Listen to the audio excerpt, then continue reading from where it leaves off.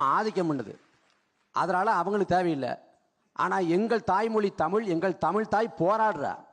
நான் பேசிக்கொண்டிருக்கிற இந்த சமயத்தில் உயர்நீதிமன்றத்தில் வந்து சட்டக்கல்லூரி மாணவர்கள் வந்து தமிழை வந்து அங்கே வழக்காடு மொழியாக மாற்றணும்னு சொல்லிட்டு போராடுறாங்க.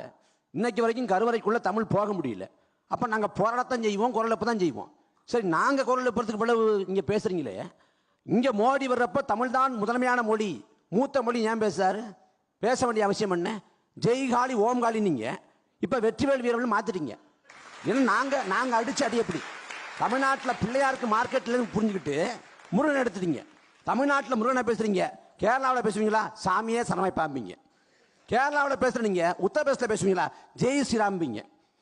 சரி, மேற்கு வங்காளத்தில் பேசுவீங்களாண்ணா ஓம்காலி ஜெய்காலிம்பிங்க. அந்த பக்கம் மும்பைக்கு போனால் கனவிதாதா மோரியாம்பிங்க. அப்போ பாம்பு திங்கிற ஊருக்கு போனால் முதல் துண்டு எனக்கு உட்காந்துக்குவீங்க. உத்தரப்பிரதேசத்தில் என்ன சொல்கிறது? மாட்டுக்கறி